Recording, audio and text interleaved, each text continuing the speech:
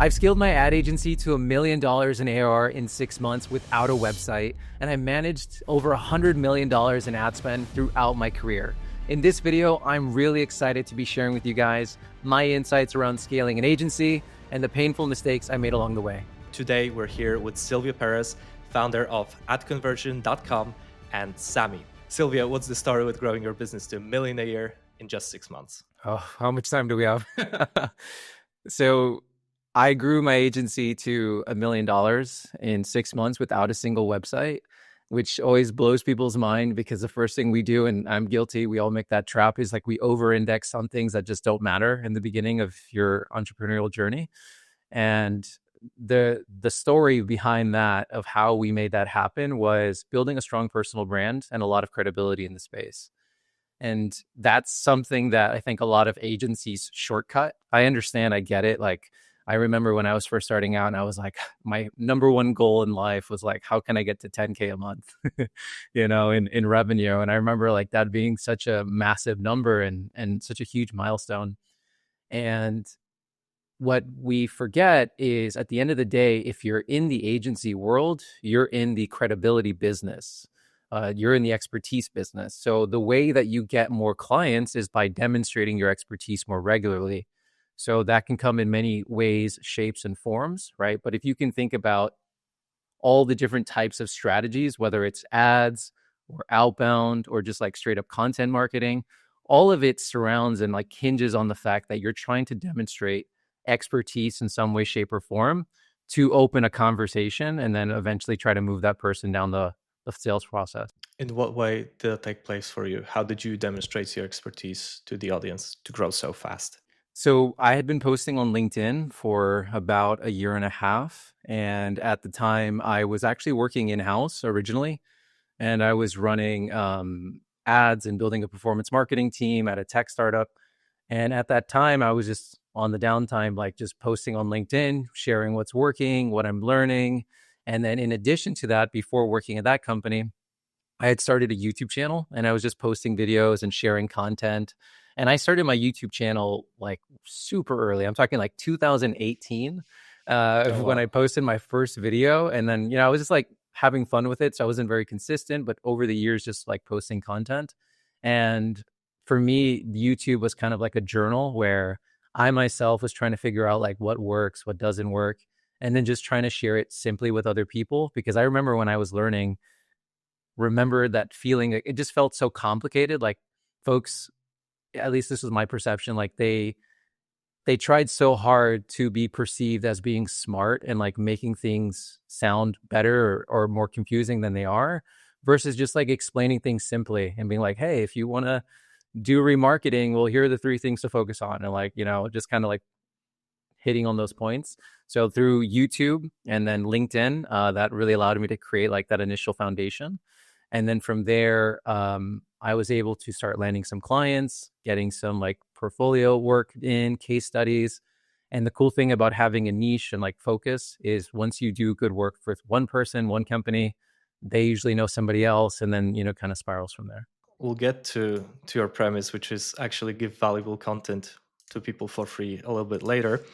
But I wanted to dive deeper into the very tactical breakdown of how you actually scaled to $1 million a year, $1 million in ARR in just 6 months. Because that seems like for a normal agency owner, that would mean an absolute operations implosion. How did you avoid that? So the tactics of how we did it. So for us, for context, we are an ad agency, and so number one is focus of service. The way that you can do that without just dying in the process is by having focus. I think so much of the rise up was saying no to things and just trying to be extra focused. Like even to this day, we still only specialize in ads. And we are well over $1 million a year now. We're on our way to 10 million. That's our next milestone. Just having focus is really important from an operational standpoint, because every time you add an additional service line, that's additional complexity, right? In terms of like onboarding, SOPs, these types of things. So the first thing I would say is focus. Like you don't need 5 services to get to $1 million ARR. You really only need like one really strong service, one really tightly defined ICP that you're going after, get very clear on those problems that they have, and just try to get in front of as many of them and show them that you can help them. I would say that's the first thing. The second piece is more so around the decision you have to make as the business owner. I think a lot of folks don't realize this, but when you decide to make the shift to start an agency and grow an agency, it's very different than when you're just a consultant and a freelancer. So I used to have this joke with like my team members earlier on where I was like, my team made more money than I did. like I used to always say like AdConversion's wealthy, Silvio is poor. Because what people don't realize is like when you decide to build an agency, you're basically saying I am going to forego short-term profit so that I can build an asset that is valuable so that one day I can get it to operational efficiency where the cash flow is strong enough that I can live off that. Or I'm going to build an asset that's valuable enough that it's something that I could sell one day. And for me, I was really approaching it more from the mindset of like, how can I build an asset that's so strong that through the exit one day, if I decide to go that path, like that's where like all the massive upside would come. And for a lot of people on the fence listening, like I think a lot of people fall into starting an agency, but they don't necessarily want an agency. Like they want to have a good lifestyle, have high income. And I'm not saying like you can't have high margins as an agency, especially now with like AI, things are getting very interesting with like your ability to offset costs. But it's expensive. Like the building teams and infrastructure, it's like a whole other animal versus like when you're a consultant, it's just like I could be good at the work, build a personal brand, and then charge premium rates and just kind of have, a really good life. So I think as an agency owner, I always find myself telling other agency owners is like, if you are going to go down that path, like just accept what you're going into, because the moment you decide to become an agency, it now becomes less about you being great at your craft. And now it becomes about building team and infrastructure and people and systems and creating an environment that other people want to work at. Because again, going back to the premise of like, what is an agency? It's an expertise company. And when you start to scale as an expertise company on the agency side, now it's about recruiting other great talent, other great expertise, giving them a place where they'd want to work, which means, hint, hint, you have to pay people really good, which eats margin, and kind of making that decision. So it's kind of like a long-winded answer, but just I think a couple important things for people to take into consideration. I appreciate that. Even though most people are already far along their agency or freelance journey, however we're going to call it in their specific case, I think many people don't really ask themselves the question, which is, what do I actually want? What sort of a business do I want to build? And also what's possible with each of these businesses. So as you said, you can be a freelancer, you can charge premium rates through the brand that you built for yourself, or you can get other people by providing them with a place where they can flourish, where they can generate the results and they can get the fulfillment and money that they want. What would you say are the milestones? Like what can you reasonably expect as a either performance marketer freelancer or as a performance marketing agency to grow to? And we're going to be talking in terms of like what's the revenue you can realistically get to as a freelancer with the margins that you would have off of this, and what would be like what's the limit with an agency? I would say if you, as a freelancer, your first goal should really be that 10K a month. I think mentally it really changes you. For context, like when I hit 10K a month as a freelancer, it felt better than when I hit $1 million in AR. I No way. still remember when I hit it. Like I was in the driveway at a Dairy Queen and I saw like this invoice came in and I was like, holy shit, like I just passed 10K a month. And I was like, so, like it really, because getting to 10K a month is the hardest thing in the world. Not even in terms of like the tactics, it's the mindset. Like going from 0 to 10, it's like you have to just do so much work on yourself of like how you think. Like for like, I'm trying not to get too into a rant, but like when I first started freelancing, I basically had left this job that I was at, and I had like a 3 month runway where I was like, okay, I have to Wow. make money, or I'm gonna have to start going on credit card debt. And what I was doing during that 3 month runway is I actually started on Upwork. That's where I got like initial traction before I joined that SaaS company I mentioned. And I was on Upwork. I was reading a book called Fanatical Prospecting, and I was like sending emails to podiatrists and local doctors. I was cold emailing them, and then I would literally phone call them, cold call. I did these power hours, they called it in the book, where you like Amazing. cold call and then you try to like break in. It was the worst thing ever. But like that experience, like that's what it you sometimes you have to do like whatever it takes in the beginning, right? To just kind of like break through. But so much of it is just getting out of your own way and like mentality. So for those that are like in that 0 to 10 phase right now, the number like best advice I can give you is um, compare yourself against yourself. I think especially now with like online BS, like there's so many people like saying you can get to 10K a month in like 90 days. And then now you have this expectation that you can do it. And it is possible, don't get me wrong. But like for me, I never had an easy path. Like I even remember joining groups and like I literally joined this one group of like cold email and the other people in the group were literally getting like responses after like their 30th message, 50th message, and getting meetings booked. And I swear, I don't know what it was, but like it took me like 500 messages just to get a response. And then a meeting booked came like 700 emails later. So like I just say that to like encourage everyone that like everyone's on their own timeline, and just staying with it and like being focused, I think is the number one thing because the people that I see that never get past that, they overcomplicate things and then they focus on things that don't matter. So like if you want to get to 10K a month in your first 90 days, like this would be my roadmap for you to give you the best likelihood of success is number one, just choose one niche, right? Like and when I say a niche, I really mean a problem. Like what's a really specific problem for a type of person that you want to go after? And spend all of your time just getting in front of those people and making sure that you can help them solve the problem. So for instance, like we didn't have a website, but the people we helped were B2B SaaS companies. So we were connecting them with them on LinkedIn. They were seeing my content. Maybe they found me on YouTube, but like it wasn't chance. You know what I mean? Like I was outreaching to them, connecting with them, and then I would post content so they would see it. So that's number one. I think so many people like we default to websites or logo design or like all these things when all that really matters is Domains. like, yeah, exactly. Like you have to show you have expertise and then you need to get that expertise in front of the people that matter. That's it. And then it's a matter of just figuring out like the sales piece and like how you can communicate that value better. But that's really all you got to do to get to 10K a month, truthfully, because the more your expertise increases over time in terms of that perceived expertise in the marketplace, now the more you can charge. And the value as well about solving specific problems is you start to notice patterns. So for instance, like when I talk to a B2B SaaS company, I can speak their language. I can talk about pipeline and CAC paybacks and building full funnel strategies, right? It's very different versus like if you talk to somebody in e-commerce, maybe you're going to talk about like refund rates and, average order value and conversion rates. And like, it's a different lingo. And all of that is like little things that are like secretly going into like building that perceived value and expertise meter to your favor. And where I've actually seen this like played out to its extreme is I've got a friend of mine. He has no intentions of building like an agency, but he's really good at what he does and people know him in the space.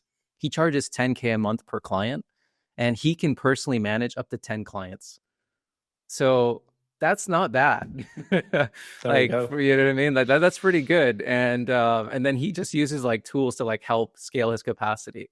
So that could be possible for somebody listening. But I think really the when you become an agency really starts to become less a revenue figure. It's more of like a team infrastructure of like when you start to build the operations around you to outsource the work. Hey, thanks for hanging on. Because you're watching this episode of Perspective Talk, we got something special for you. You can get a 14-day free trial of Perspective by clicking on the link in the description below. That's link in the description below to grab your 14-day free trial. Now let's get back to the episode. So maybe let's talk about that. How did you actually get the people in? Because from how you told me the story, I already assumed that you got a bunch of killers onto your agency team, and that's how you're able to scale to 6 figures in just half a year. What was your strategy for hiring people? How did you scale that internal infrastructure? I kind of stumbled on this by luck. I know it's a shitty answer, but it's the truth. So at my previous company, I built a performance marketing team there, and basically I had to source and recruit performance marketers and then get them on there and then train them up. So I had already had like a little bit of a roster of like killers that I had hired and trained at past companies that I was like, oh man, like if I'm going to start this thing here, I know I got to call that guy. Like I would love to have him here because I know he's great at what he does. So I kind of had a leg up in that respect. The other thing too, in terms of like where I think we have a bit of a competitive advantage, which I didn't intend on, but it's worked out beautifully, is because we have the academy and we're teaching people, how to scale ads, and we're doing all the content that we do. Our ability to recruit talent is incredible. Like I can send one email out to my newsletter and get, over 500 applicants that like want to work with us, like that are really good quality.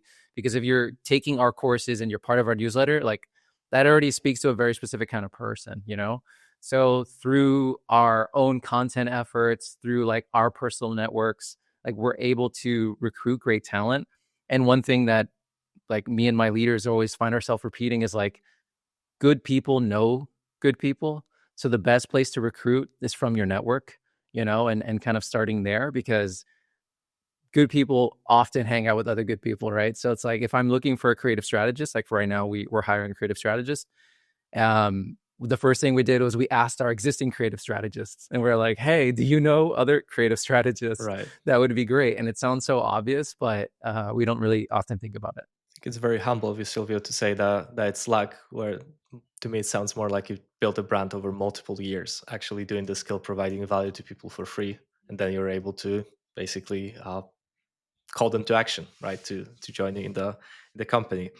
And so all these killers. So just for clarity, you already had ad conversion back when you were running the agency, right? Correct. Yeah. So we started as the Okay. academy first, just to give context. Right. So we first started as an academy. I actually didn't want to start an agency because I was like, agencies suck. I used to work in agencies. I used to do white label work for agencies. And then I also worked in a few back in the day, and it was like awful. And, they have like a bad rep and they're icky and this and that. And then basically what I realized for us, because our vision with AdConversion is to build an ecosystem around B2B ads. And what I realized is like, if I only have the academy and we're only teaching people things, but we don't stay in the work, then we become irrelevant, right? Like we need a way of testing and learning and kind of like a playground, right? Where we can figure out what's working so that we can take those learnings, those insights, and then we can bring those insights into the academy. And it's kind of like this flywheel between the academy and the agency where both feed each other. And that's worked out really well for us. Gonna piggyback off of this flywheel in a second because I also have a bunch of questions around AdConversion.com. But before then, for your agency, as you started bringing in all of these killers and you started performing work for clients, you said that focus is really what gets you to scale very, very fast and focus on what you're doing best. What was the kind of service that you were offering specifically? So we were doing specifically, we're doing performance marketing management. So we were running ads for B2B SaaS brands on Google, LinkedIn, Meta originally. And then from there, we've now expanded to 8 channels. But that was the core focus and premise. So full funnel, multiple different traffic sources, and Yeah. basically So we running all that. originally, just to be even more tactical, like we've originally started with just like strategy and execution across those channels. And then from there, we added more channels into the mix. And then we evolved where we built a in-house creative team where now we could also do all the ad support in terms of the copy, the creative, the concepts, the landing pages. And then it evolved even further based on realizing like problems our clients are having, where we were like, man, everyone's reporting sucks and conversion tracking sucks. So then we were like, all right, let's build a data team. So now we have like a whole in-house data team as well that builds all the dashboards, the pipelines, the tracking, all that stuff. But originally it started as just the strategy and the execution for these specific types of companies trying to do this very specific thing. And what's crazy? Like, I'm still just an ad agency. Like, we haven't even said like, oh, we're adding email marketing, SEO, like all these other things, which is like, the more I scale and the more I realize about like building teams and getting people to work together, like people is the hardest part about an agency for sure. For sure. It's like, it's not even like people come to me and like, they're like over obsessed about marketing and sales, which I get it. Like we are marketers for the most part when we build ad agencies. But when you build an agency, like you're in the people business, and like the number one constraint to an agency is your ability to recruit great talent and to retain your clients, which is all operations. Super interesting take. Also had a guest. We're actually going to be airing the episode with her in 2 days, and she said the exact same thing, which is when you're in the agency space, you're not really. You think you're in the marketing business, but really you're in the hiring and operations business. So So Very, true. very wise Yeah. words. I also love the service that you're offering to your clients, because I really start to see the flywheel here, right? You start at this strategy and execution across all these different channels. When you look at AdConversion.com, like this is exactly what you guys are teaching there, which is by now I think over 8,000 people have signed up for your Mhm. courses. So like massive ton of people. All of your courses are completely free, which is like mind-boggling for the quality that you're offering, and you're teaching people to run ads on basically all these platforms that we're offering to clients. So it kind of all ties together and makes sense. And so for ad conversion, maybe let's then take a step back, because actually it was before your agency. Where did that idea come from? Yeah. So when I left Metadata, I basically asked myself, I'm like, what's something I could see myself doing over the next 5 to 10 years that even if it failed, like the pursuit itself would be worth it? Me personally, I've never been a money motivated individual. Like once I was making like more than $70,000 a year, I was like, I'm good. I don't have to live at my mom's house. Like I'm fine. Like all is well. So for me, Love I'm it. like definitely much more mission driven, and I always just remembered like my own personal story and like learning how to run ads. Like for context for everyone, the way I started running ads was with my own business in college. I had a DJ business and I was spending $10 a day trying to get leads for me and my cousin's DJ business. And we were DJing on the weekends. I still remember losing $300 because I didn't add DJ Khaled as a negative keyword, and I used to Oh live in Miami, no. so he came into Oh no. town, and like for some reason we showed up for all these DJ Khaled search terms, and I didn't block it, and like I remember that pain, you know what I mean? Of like, holy shit, I just lost $300 and I have nothing to show for it, right? And I'm a broke college student, so that was like my start, right? Which is like trying to figure out this weird, crazy thing of like running ads online, and from there started the YouTube channel, just started sharing like, hey, this is what I'm seeing works, right? And just like kind of more documenting. And then, fast forward now with ad conversion, I still remember that pain of like, why is it so hard to learn how to run ads? Like when you try to figure this stuff out, you just like get ripped off by like unqualified people. You buy courses and then it's like you're just like in a never ending upsell sequence that you can never really get to like the actual takeaway of like the insight of how it is you should learn this thing and like what you need to do. And I was just fed up with it. So I was like, what would be the most crazy thing ever if like somebody just built a place where they offered beginner, intermediate, and advanced courses for free. And these courses are like all shot in studio, highly produced. No lesson is longer than 10 minutes. They're jam packed with like templates and resources so you can put this stuff into practice. And what would happen? And that was kind of like the premise. And I started with the academy and I started like reaching out to like the smartest people I know on their subsequent topics. Like one of our rules is we will never partner with someone because they're famous. We will partner with them because they know what they're talking about. And like I just started reaching out to like, and I love those people that no one knows, but they're killers. Like for example, one of my instructors, Chris, he scaled like over six figures in pipeline on Reddit ads for B2B, like super niche. Like this guy was like in Reddit testing every little objective and like every format and like, you know what I mean? Just like over obsessing these things, but no one knows who he is, but he's a killer. Or like Jan Burke, who's like done so much on LinkedIn ads and he's like done so many iterations. I was like, oh, that's the guy. And so on and so forth. So it kind of like pulling this group of individuals. And then, it's cool because like most people, they're so passionate about the same problem that they're like, yeah, I'm fucking tired of getting ripped off with, shit ass courses and like not really getting the insight that I need. That when I reach out to them and I show them like, hey, this is what we're building, they're like, what do I need to do? Like, let me like, let's do this. Like, how do we, how do we get started? So that was like the initial, pain and like why I wanted to start at conversion. And then from there, it's grown. So originally it was just to create like the courses and be that go-to place in terms of education. And then as we've scaled, now it's really become like building an ecosystem that it's like the go-to place to master ads from education, services, and software. So the academy is the educational side with our community and all the courses. The services is really our agency, and we see the agency as like our lab where we only work with like some of the coolest brands in the world. Like, for example, we used to work with like Active Campaign, Mixpanel, Checker, like super cool brands and logos, helping them really like scale. And then now with the software that's relatively newer, like getting that to the market is like the next piece of our ecosystem. It's amazing. So it all started with you losing $300 and seeing that, shoot, I wish I had learned this before I invested my money. Yeah, 100. I mean, I always tell people like if you want to get better at running ads, like get a side project or something and like spend your own money. Like that sixth sense that you only get from like pain of like what it feels like is super valuable, because when we work with these massive brands, they're so wasteful, and like when you have that experience, you never lose it. It's like you just feel it. I don't know how else to explain it. Like when you lose money and you don't see anything for it, it hurts. Oh, that's amazing. It's teaching people to have skin in the game by putting their own money to the ads rather than giving it to you, because you already have all the backend mechanism. You're running a software, you're running an agency with clients. Like this whole flywheel, like not only does it make sense, but it seems super valuable. So guys, like in the description down below, we'll be able to find direct link to AdConversion.com, or you can just type it in your search browser and we'll be able to find all these courses for free.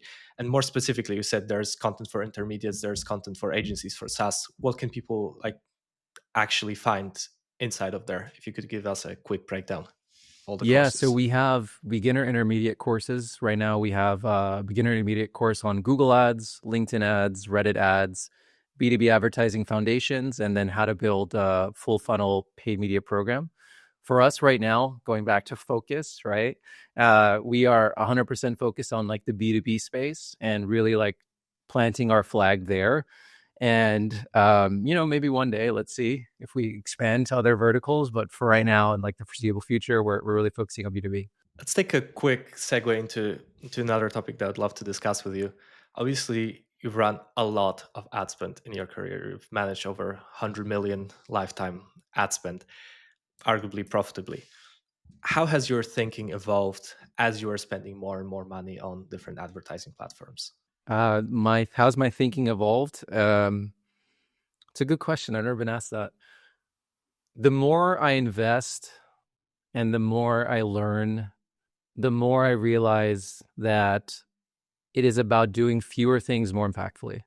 I live in the startup world and like the SaaS world. So it's like there's a culture of hyper growth and there's an obsession with like doing more, but doing more doesn't necessarily translate into achieving more, and the more that I do these, full funnel programs and we're scaling for all these brands and we're doing all these things, so much of the time we find ourselves telling our clients to stop doing so much and like test more intentionally. So I'll give you one small example. People are obsessed with launching new campaigns. They're always launching new campaigns because they are, there's like internal politics. Different people need to have those campaign launched for whatever reason, or uh, they just believe there's like the grass is greener on another, another campaign. And instead, like if you really want to find success, like the game is iteration. So you want to launch the campaign, see how it works, iterate, right? And then you can continue to iterate your way to success. So I would say the more we do this, the more I realize like it's about intentionality. And the more intentional you can be in terms of your budget, your campaign strategy, the offers you're putting into the market, the creative that speaks to your messaging and the story that you want to bring, and just being more intentional about the elements so that it's like it's fewer net things, but they're done more intentionally, like to execution. I'll give you another small example. Like there was a brand we were working with. They were spending $350K a month on Google Ads. And they were like obsessing over traffic. They were like, oh, it's the best bidding strategy. Should we use target CPA or max conversions? Our quality score hasn't passed 6 over the last 6 months. We've been trying to do this and that, da, da, da. I look at their account and I'm like, their conversion rate was 0.03%. Jesus Christ. 0.03%. I'm not even joking. 0.03%. And I'm like, guys, maybe we should just improve the landing page. Like, how about we try this? And we didn't even touch anything on the landing page other than the hero section. And it was like small changes. I was like, just rewrite the hook, move this stupid image off the page, put this instead. And just like a small iteration, conversion rate went from 0.03% to 1.8%. And that's still not great, but it's like already dramatically better. So kind of what I mean by intentionality, and the more we do this, it's like, it's about doing the few things that we all know we should be doing, but just doing it better and trying and iterating off that, right? So what does that mean, like practically speaking, for everyone? Number one is you must buy high quality traffic, right? You need to show up for the right people. Number two is you need to make sure that you're converting that traffic in the most optimal way, right? Does your landing page or your funnel actually make sense in relation to the audience, right? And then number three is you need to make sure you have a good product that people are interested in, and the lifetime value is strong enough, right? This is more of the product optimization, where you can improve the economics of your product, which will allow you to offset and buy more traffic. That's fundamentally it. Everything else is kind of like just noise on top of it. And one practical thing I always recommend to everyone is, it's like the Peter Drucker quote, what gets measured gets managed. So one small tactical way you can allow yourself to start focusing on the things that matter is create a weekly scorecard for yourself. And in this weekly scorecard, just map out all of the metrics for your funnel. So, for context, it could be impressions, clicks, CTR, cost, conversions, cost per conversion, right? And then you can break it out depending on how many steps you have in your funnel by funnel stage, and obsess over that and just keep iterating off that, because problems create problems. And the problem is we abandon the whole thing once we reach the first problem, and then the next problem arises. So for example, your first problem is I'm not getting leads. And then you start to get leads. And then your next problem is I'm not getting good leads. And then you improve that. And then you're like, great, I'm getting good leads now. And then your next problem becomes the leads are not booking meetings. And then, by now somebody has already abandoned this altogether, and they already jumped on the next like train or fad or whatever. You know what I mean? They're like, it's not LinkedIn ads, it's TikTok ads, or it's whatever. Instead of just like doubling down and being intentional and iterating your way through success. And I think that's the thing that the more I do this, the more I realize like it is part art, but for the most part, scaling ads is more of a science. Love the tactical breakdown, applicable also to people who are listening to us. Also spinning off of that, for how you're recording the courses for AdConversion, what are the specifics that you've learned with the courses, the more courses you've built? What were the tiny details that you figured out are really the things to focus on in terms of creating courses? Or in terms of creating courses? Yes. Number one is preparation. So for us, I was joking with you the other day. I was like, I could create a course on how to create courses for the amount of courses we've produced. So number one is preparation. So you want to make sure that when production day comes, and whether that means filming in studio or if you're filming at home, whatever it might be, you're ready to go. Like, you don't want to be fiddling around with like, oh, what am I going to say? I don't know, just winging it. So preparation is everything. So really having a strong outline. It's so funny how everything is the same. I'm trying not to rant, but it's so amazing like how everything is the same. For example, like the most important thing to writing a book is your manuscript, right? Like actually writing out the book itself. When it comes to a movie, the most important thing is a script, right? Like, you can have the best actors ever, but if the script sucks, the movie's going to flop.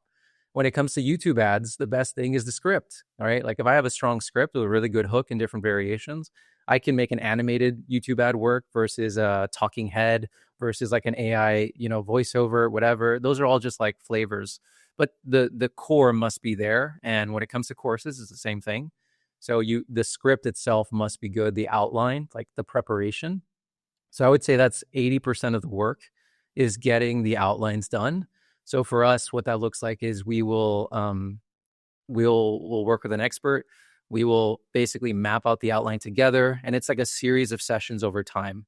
And I think the other thing that's really important when you create a course is you want to make sure that it's as zero fluff possible. So what you're trying to do is like, you're trying to 80-20 the 80-20, so you're basically trying to get down to like 90-10 of like, okay, what really matters when it comes to LinkedIn ads, right? For a beginner, seriously. Like, and then because unfortunately, like when you're an expert, you forget, like, so much that you have forgotten what you've forgotten, that you now take for granted. It's like expert bias. So like your job is to just try to like distill and give yourself a beginner's mind. This is where I find like workshopping with someone is super helpful.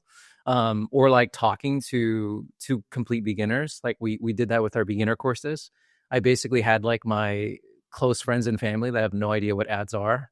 And I'm like, go through this course and let's talk about what you learned. And then I would like quiz them and I would see like, oh, did you like, can you explain to me what match types are? Right. Like, and like these kind of things. But yeah, the long-winded answer is I would really focus on the outline and like mapping out the modules you're going to cover. What are the lessons in those modules? Really making sure that you're saying a cohesive story. And one thing I'll just end on there is like, don't be afraid. Like when you do film the course, it's gonna feel like it all sucks. You're gonna be like, oh, like you're just going from lesson to lesson to lesson, and you're gonna be like, oh, this whole thing is shit. Like I have to like just can it. Like we have to do the whole thing over again. But in post production, when you put the whole thing together, like the magic will come together, and then you'll be able to see the vision unfold. I love it. I love the tips that I dropped here. One very interesting one, which is to do the grandma test basically with your own family or friends, which is ask them like, did you actually learn something out of this? Can you explain to me in 5 minutes what I actually was trying to teach you? The grandma test, Super, yeah, 100%. super interesting. And so I kind of set it up this way, asking you first about what you've learned with the agency now, what you've learned with AdConversion, to also kind of take this question over to your new business, Sami. But before we do it, we'll need to give you a proper introduction. So tell us, what is Sami about? What problem are you actually solving? So inside of our ad agency, managing north of $3 million a month in ad spend, like we came across a clear problem, which was we needed to scale our team's capacity so that they can, do better work for the clients they have. And then in addition to that, just get our clients better results. So we were spending way too much time doing manual ad optimizations. And we were just like, this is crazy. Like I have too much on my plate. Like I can't be in LinkedIn ads all day, or I can't be in Google ads all day, checking every single thing. But at the same time too, it's my responsibility to make sure I'm maximizing my client's ad spend. So that's where Sami was born. So Sami is an ad automation platform that lets you optimize your ads 24/7 across LinkedIn, Google, Meta, and YouTube. And with Sami, you can essentially create workflows to optimize your ads, from optimizing performance, managing budgets, or monitoring KPIs. So for instance, on Sami, I could do something like set up a workflow where if my ad spends more than X and it doesn't generate Y, turn it off so it doesn't burn any more cash. And it sends me an alert in Slack. So I'm notified in real time once the change is made. Or I could have Sami just keep me in the loop where I have to give manual approval. So I have the final say on if Sami pauses the ad or increases the budget or whatever that action is that I want it to take. For people using Sami, including your own agency, what kind of tool stack did that replace? Unfortunately, it didn't replace many tools in the sense of because there wasn't really Or many anything out there. processes? Yeah, for us, it was more process. So, for instance, it replaced like weekly workflows. So, before we would have to log into the ad manager and we would have to basically do this audit every week. How much did we spend? How are the ads performing against our KPIs? And we'd have to do this every single week forever, until the client churns. And it was just like way too much time. So for us, like what we found is like by just implementing Sami, we were already at the beginning saving like 4+ hours a week in time per individual, which is actually massive. And then in addition to that, we were eliminating like 30 to 40% of wasted ad spend just by setting up these workflows. Like, and I'll give you like the kicker. It's actually not magic. It's because like, imagine you're spending $100 a day, right? And your goal is, and every campaign, they go through 3 phases in terms of optimization. First, it's the launch phase, then the maintenance phase, and then the scale phase. In the launch phase, your goal is like, I'm launching this new thing and it must spend X, basically accrue enough data. And I'm allowing it to spend X because I need to give it that time frame where if it doesn't spend enough and it doesn't produce, then I have to kill it. So practically speaking, my ad must spend more than $500. And if it doesn't generate a single meeting, it gets killed. So you launch your ads. And then now as a performance marketer, what do you do now? You have to check every day. Did it spend the 500? Did it spend the 500? Did it spend the 500? Right. And then eventually when it does, now you pause it. Right. And then you move on to the next phase. However, in practice it's like you launch the campaign, then you got busy because you're doing 500 other things. Right. the campaign actually didn't spend $500. Now it spent $1,000 and it didn't actually generate anything, right? Now multiply this across like 20 campaigns, 3 channels. It just gets even more insane, right? And that's like one small example around pausing ads that are not performing. That alone, just having Sami, where Sami is checking every single hour with these workflows we're setting up, where the moment that ad spends more than our amount, it gets killed or we get notified so then we can take action, is massive at like improving efficiency and just reducing that that wasted ad spend. I've met quite a few agency founders or former agency founders who went into the SaaS business. And one of the things that I love about SaaS products built by former agency owners is people coming from performance marketing are very, very aware of actually products generating performance.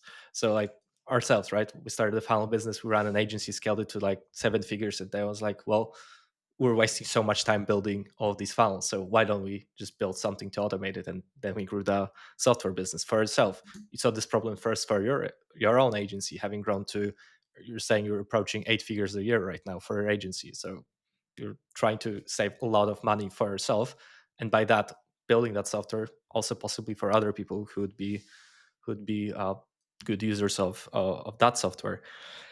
And so what I'm thinking is, first of all, did Sami actually start in September this year?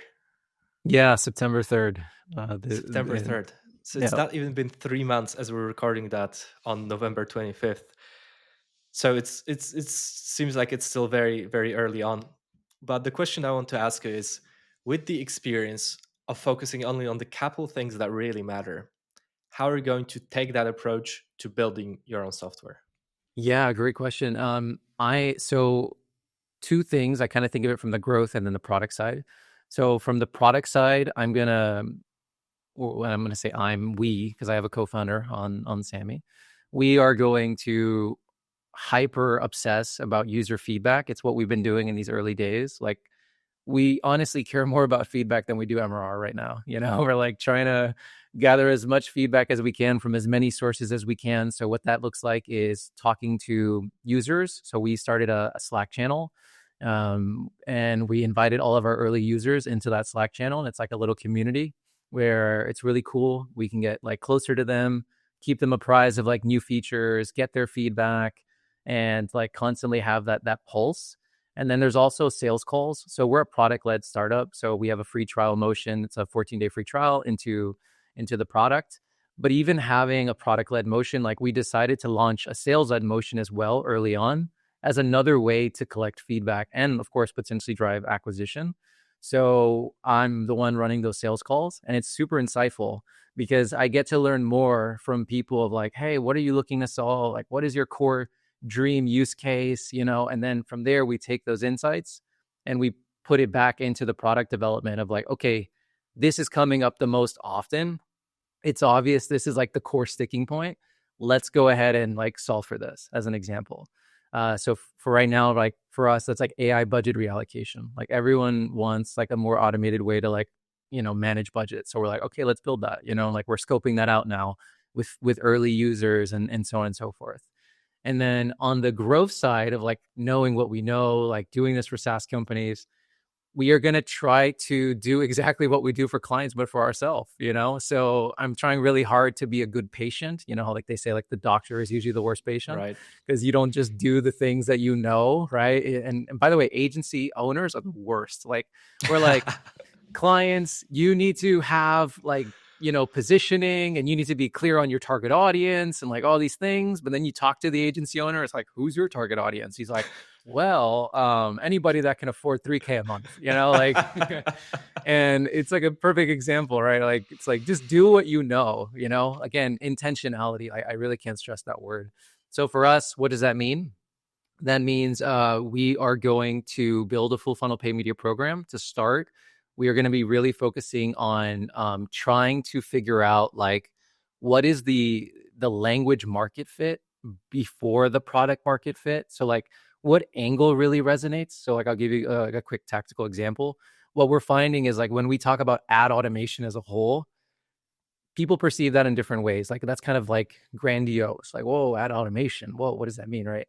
versus like when I say like, for example, one ad might be like, optimize your ads 24 hours a day across Meta, Google, LinkedIn, YouTube, right? That could be one ad that we could test to see what's the fit like.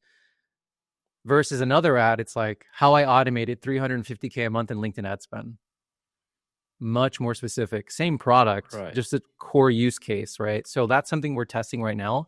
So we're going to be running some ads into a conversion funnel.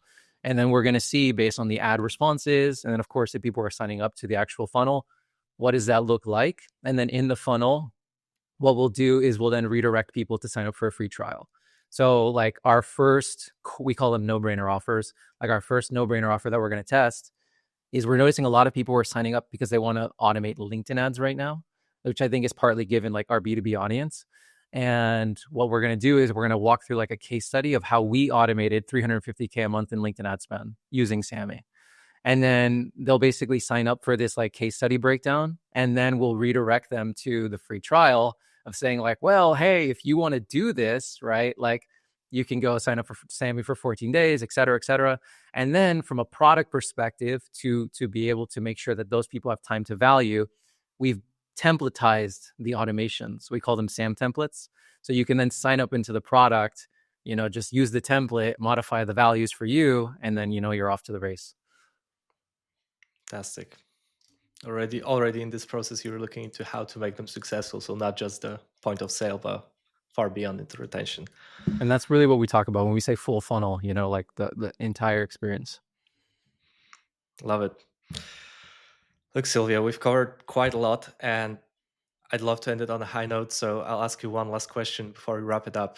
Is there anything else you would like to say to our audience? I would say stick with it. All the agency owners building, like stay focused, stick with it. Really just be intentional about the few things you do and do it well. I think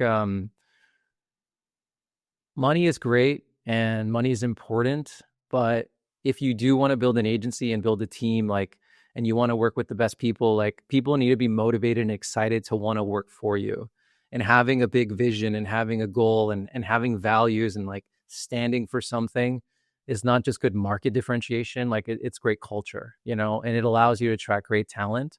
So I would just say, be honest with yourself, like have that conversation. Like, what am I trying to build? Always work backwards. If I just want to be really like high paid freelancer, do my work, be really good at my craft, double down on that and like accept that, and then maybe you can use those funds to start a SaaS, start a, education company, whatever it might be, or like the next iteration. If you decide to go down the agency path, like, really keep an eye on your margins, really focus on operations and infrastructure, accept that that's the real, fight you're in. It's the tops and like trying to improve the operations process. And I guess the last thing I will close on is all paths are great, but at the end of the day, it really just comes down to you and what it is you're trying to accomplish, But now with the internet and like the resources online, like all things are possible. Ladies and gentlemen, that was Silvio Perez. Thank you very much. Thanks for having me. Thanks for watching this episode of Perspective Talk. If you want to learn more from our guests, you can go directly to our Skool community, link in the description below, and you'll be able to ask them questions and suggest who the next guest of our podcast should be. I'll see you there.